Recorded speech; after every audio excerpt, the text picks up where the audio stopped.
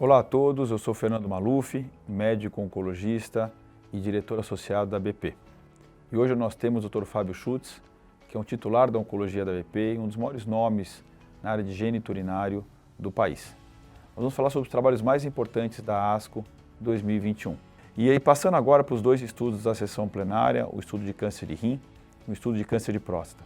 Fábio, comenta então do estudo, o estudo que comparou, em pacientes que foram operados de um câncer de rim, pembrolizumab por 1 ano versus observação. Lembrar que nem todos os pacientes eram incluídos, eram pacientes com doença T2, com padrão sarcomatoide ou Fuhrmann 4, os T3, os T4, N positivos e também tinha um percentual pequenininho de doença metastática ressecada, se não me engano, em menos de 1 ano da nefrectomia, que foram os grupos incluídos e randomizados entre pembro e nada. É um estudo quase 1.000 pacientes, 994 pacientes. A sessão plenária da ASCO esse ano foi bastante importante para tumor geniturinário, porque 2 estudos da sessão plenária, que é a sessão mais importante da ASCO, foram de tumores geniturinários. Teve esse estudo que o Fernando comentou, que é o Keynote 564, que randomizou esses pacientes com câncer de rim, do tipo células claras, de operados de risco intermediário ou risco alto de recidiva, ou a população metastática ressecada sem evidência de doença, que é o que a gente chama de M1 sem evidência de doença. E eles foram randomizados, então, para pembrolizumab por 1 ano versus placebo. E esse estudo mostrou uma diminuição significativa do ponto de vista de sobrevida livre de doença, que é o risco de recidiva que o paciente tem ao longo do tempo. Mas foi o objetivo primário do estudo. Não teve, entretanto, ainda benefício em sobrevida global. A sobrevida global, a despeito dela estar direcionada para o lado certo, ou seja, os pacientes tratados com pembrolizumab parecem ter menos óbitos do que os pacientes tratados com placebo. O hazard ratio ficou em 0,53 do ponto de vista de sobrevida global, mas isso ainda não atingiu a significância estatística. A diferença de sobrevida global em 2 anos foi ao redor de 3%. Se eu não me engano, foi 93% para o braço placebo e 96% para o braço do pembrolizumab, ou seja, o segmento é muito curto nessa população ainda. E a maior parte da população incluída nesse estudo foi de risco intermediário, que eu acho que é a vasta maioria da população que a gente tem na nossa prática, que são aqueles pacientes com T2 sarcomatoide ou um T3, alguma coisa do tipo. Os pacientes com linfonodos positivos, que seriam os de alto risco, ou T4, que também não é comum na nossa prática, ou mesmo a M1 sem evidência de doença, a M1, ela mal compreendia 5% da população. Então, a vasta maioria era a população de risco intermediário. Eu acho que, na minha opinião, esse é um estudo muito importante, deve modificar a nossa prática, pendente aprovação regulatória do uso do pembrolizumab nessa população. Lembrando que, do ponto de vista de toxicidade, o pembrolizumab foi bem tolerado, não teve nenhuma toxicidade acentuada, que a gente não está acostumado a ver com imunoterapia.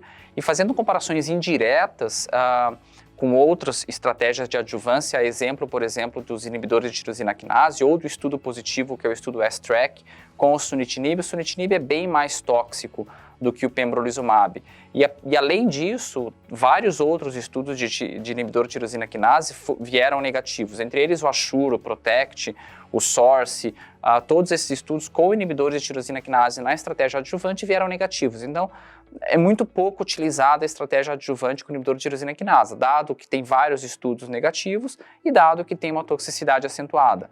Então, o pembrolizumab é o primeiro estudo com imunoterapia que está mostrando adjuvância. Tem vários outros estudos em andamento, inclusive com nivolumab, com ipilimumab, nivolumab, com atezolizumab e assim por diante. Então, eu acho que a gente vai ter novos dados no futuro para discutir isso melhor e com maior segmento a gente vai ter uma avaliação melhor da sobrevida global. Mas eu acho que se eu tivesse um paciente para tratar agora e eu tivesse essa aprovação regulatória, eu sem dúvida eu ofereceria isso para esses pacientes, né? Não sei, o Fernando quer comentar alguma coisa em relação a esse estudo? Não, eu concordo. Eu acho que o estudo primariamente incluiu pacientes de risco intermediário, menos frequentemente risco alto e doença metastática. Sobrevida livre de doença era o parâmetro principal, foi positivo. A gente sempre gosta de sobrevida global, apesar que esse é um parâmetro que é mais difícil à medida que os pacientes têm acesso hoje, pelo menos nos lugares desenvolvidos, né, a imunoterapia de primeira linha, ou combinada entre si ou com inibidor de tirosina quinase. E eu acho que, na verdade, vai ser aprovado, eu concordo com você, baseado não só no parâmetro principal atingido, mas também na tolerabilidade, que foi melhor a priori. Eventualmente não é adequado comparar estudos diferentes, mas melhor, ou aparentemente é melhor do que os inibidores da tirosina quinase, no caso o sunitinib. E outra vez, como você falou, as meta-análises, inclusive o Fábio Schutz foi o autor de uma meta-análise, mostrou que o inibidor da tirosina quinase, o VEGF, não foi positivo como meta-análise a despeito do um estudo positivo que foi o S-TRACK, mas teve estudo PROTECT, com a axitinib, o ASSURE, que foram todos negativos. Então eu concordo, eu acho que essa é uma mudança de padrão e esse é um passo que a gente caminha para frente numa área que é uma área muito árida, que é a área de adjuvância em tumor renal. Fernando, comenta um pouco, então, teve a outra apresentação do estudo da plenária da ASCO, que foi o estudo VISION, que é um estudo também, uma quebra de paradigma, um tratamento inovador que deve talvez também mudar a prática. Comenta um pouco desse estudo VISION que foi apresentado na sessão plenária da ASCO. O estudo VISION é um estudo com lutécio PSMA versus tratamento da escolha do investigador, quem já havia recebido quimioterapia, ou no máximo até 2 linhas diferentes de quimioterapia, e pelo menos um inibidor do sinal do andrógeno de última geração. O lutécio PSMA é uma molécula radiativa, o lutécio PSA é uma enzima que está superexpressa na célula maligna do câncer de próstata. E estudo inclui então pacientes com doença castração resistente metastática, outra vez pré-tratados ou fortemente pré-tratados. O braço controle poderia ser desde nada, tratamento de suporte, até algumas das drogas que convencionalmente se usava. E esse estudo mostrou que o lutécio PSMA, em quem tinha outra vez uma captação pelo lutécio, né? Pelo PSMA, pelo PET-PSMA, teve uma taxa de redução do risco de morte de 38% e uma redução do risco de progressão de 60% comparado com o braço controle. Na minha opinião, esse tratamento, que ofereceu também uma mediana de vantagem de 4 meses, se coloca como uma das possibilidades de tratamento padrão nos pacientes que já falharam pelo menos uma linha de químio e uma linha hormonal de última geração.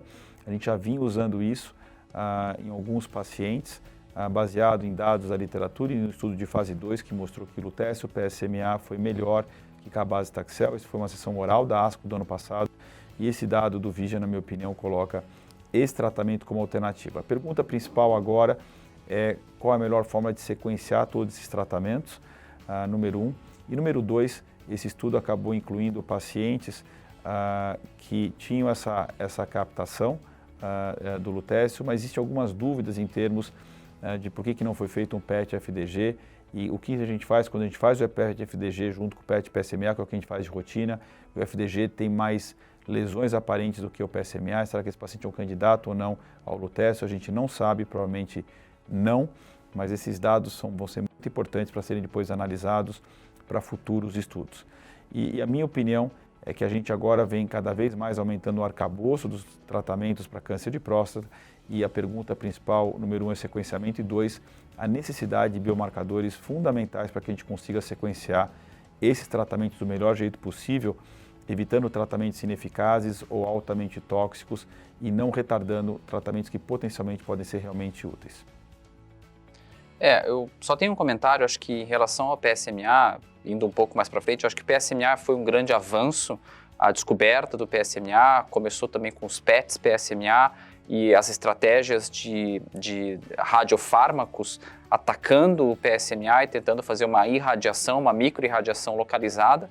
E eu acho que a gente foi muito bem sucedido nisso. Como o Fernando comentou, tem o estudo TheraP um estudo de fase 2 que comparou com o cabazitaxel e o estudo VISION agora, né? E lembrando que tem várias outras estratégias também tentando utilizar esse PSMA como alvo terapêutico no tratamento do câncer de próstata, incluindo, por exemplo, coisas que estão bem mais avançadas como a CAR T-cell ou coisas assim que têm sido desenvolvidas. Então eu acho que esse PSMA, ele de fato é importante, ele veio para ficar no tratamento do câncer de próstata. Eu concordo com o Fernando.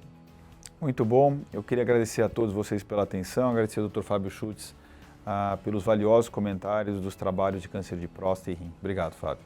Obrigado, Fernando, é um prazer.